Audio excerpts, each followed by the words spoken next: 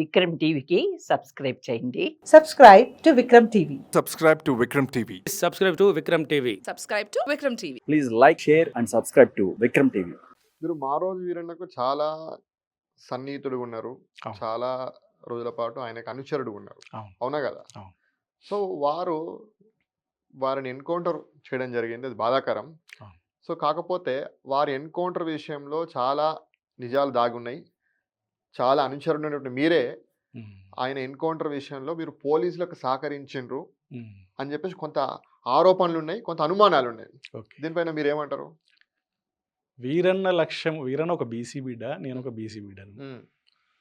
అసలు వీరన్నకు నాకు పరిచయం అయ్యింది, నేను ఫుల్ టైం నిర్ణయం తీసుకున్నది మండల్ కమిషన్ పంచాయతీ 90లో. తర్వాత వీరన్న ఆలోచన, వీరన్నను ప్రేమించి, వీరన్న శరీరాన్ని ప్రేమించి కాదు కదా, వీరన్న ఆలోచనను ప్రేమించి, వీరన్న బ్రతికితే నా బీసీలకు, ఎస్సీలకు, ఎస్టీలకు, బహుజనులందరి విముక్తి జరుగుతుంది. నేనేం అప్పర్ క్యాస్ట్ కాదు, ఆ వీరన్న నాకు శత్రువు కాదు. వీరన్న కూడా బీసీయేనా? వీరన్న బీసీ. బీసీలో ఏంటిది ఆయన?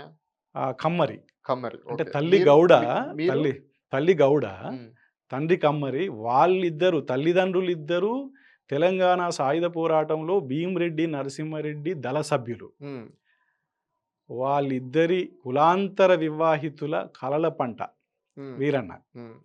కాబట్టి వీరన్న కూడా కుల నిర్మూలన కోరుకున్నాడు. మీరు అభిమానించే, మీరు ఏదైతే అనుచరుడు వీరన్న మీరు చెప్తున్నట్టే ఆయన కుల నిర్మూలన కోరుకుంటే మీరేమో కుల సంఘాలు పెడుతున్నారు. ఆయన పెట్టాలని నిర్ణయం తీసుకున్నాడు. కుల సంఘాలు పెట్టడంతో కుల నిర్మూలన ఎట్లయితుంది? కుల సంఘాలు అనేది చైతన్యవంతం చేసే ఒక ప్రజాస్వామిక సంఘాలు. మేమెంతమందిమో మాకంత వాటా. నేను బై బర్త్ మున్నూరు కాపు జనాభెంతను అంతే వాట కావాలి అంటున్నాము అని అంటే ఒక చాకలి వాళ్ళ జనాభెంతో వాళ్ళకు వాట దక్కాలనేది ఒక ప్రజాస్వామిక పోరాటాలు. ముందు కులాల సమానత్వం జరగాలి. సమానత్వం జరిగిన తర్వాత నిర్మూలన. ఫస్ట్ ఆఫ్ ఆల్ కుల పోరాటాలు, కులం యొక్క హక్కులు, కులం ప్రజాస్వామిక వాటాను సాధించడానికి కుల సంఘాలు ఉండాల్సిందే. అది చేయకుండా మరి వాళ్ళ తరఫున ఇప్పుడు వర్గ సంఘాలు కూడా అంతే. వర్గ నిర్మూలన కోసం వర్గ సంఘాలు పెడతాం, అంతకుముందు ఉన్న లైన్. కాబట్టి కుల నిర్మూలన కోసం కుల ప్రజాస్వామిక సంఘాలు. అగ్రకులాల సంఘాలు అప్పటికే ఉన్నాయి. మేము పెట్టేది పీడకుల సంఘం కాదు, పీడితుల సంఘం అది. కాబట్టి కుల సంఘాలు, కుల నిర్మూలన కోసమే కుల సంఘాలు. ఫస్ట్ కుల సమాంతరం, తర్వాత కుల నిర్మూలన. సమాంతరం అయిన తర్వాత ఇప్పుడు నేను ఒక 5 కులాలు ఉంటాయి, వేరు పేర్లు ఉంటాయి, ఒడ్ల, కమ్మరి, కంసాలి ఇట్లా అని. వాళ్ళు అవి సమాంతర కులాలు కాబట్టి ఓ కులం నుంచి ఇంకో కులంకు వివాహ సంబంధాలు ఉంటాయి. అంటే కంచంపోతు మంచంపోతు 2 ఉంటాయి. పేర్లు వేరు కానీ కంచంపోతు మంచంపోతు. ఈ కులాలన్నిటి మధ్యలో అట్లాంటిది రావాలి అంటే ముందు ఆత్మగౌరవం, హక్కులు, రాజ్యాధికారం, ఈ పోరాటం జరగాలి. ఆ పోరాటంలో అన్ని కులాలు పోరాటం చేయాలంటే అన్ని కులాలు కలిసి జరుగుతలేవు. ఏ కులం కాకులం వాళ్ళ హక్కుల కోసం పోరాటం ఎవరితో చేయాలి? అగ్రకుల పాలకులతో చేయాలి. ఓ కులం ఇంకో కులంతో పోరాటం కాదు, బీసీ కులం ఓ కులం ఇంకో కులంతో పోరాటం కాదు. కనుక కుల సంఘాలు పెడుతూ వచ్చినాం. అట్లా మీరు అసలు చెప్తున్నా. అట్లా వీరన్న ఒక కులాంతర వివాహితులు, బీసీ కులాంతర వివాహితుల కలల పంట వీరన్న. కాబట్టి వీరన్న బతికుంటే నా విముక్తి ఉంటుంది. అలా నేను వీరన్నకు ద్రోహం చేస్తే నాకేమొస్తుంది? అందుకని దీంట్లో వీరన్న ఎన్కౌంటర్లో ఒక రెడ్డి లేదా ఆ రెడ్డికి సంబంధించిన అనుచరుల బాధ్యత ఉన్నది. కానీ ఆ రెడ్డి అనుచరుల బాధ్యతకు ఆ రెడ్డి భయపడి ఎవడో ఒకటి మీద వెయ్యాలని అప్పటికి మాకు కొంచెం వి ప్రకాష్కు వైరుధ్యాలు ఉండే, వి ప్రకాష్ మీద వేయడం జరిగింది.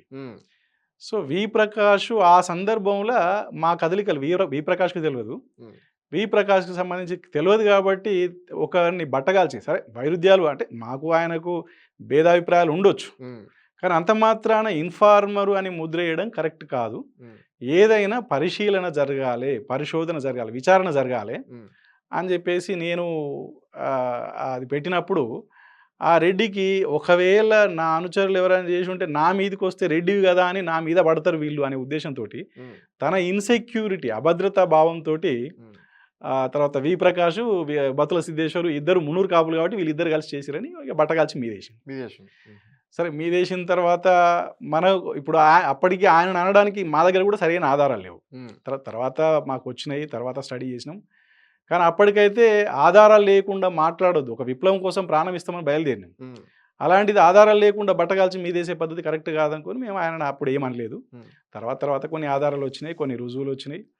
ఆయనకు తెలిసి కానీ తెలియక కానీ జరిగింది అనేది మేము నిర్ధారణ చేసుకున్నాం.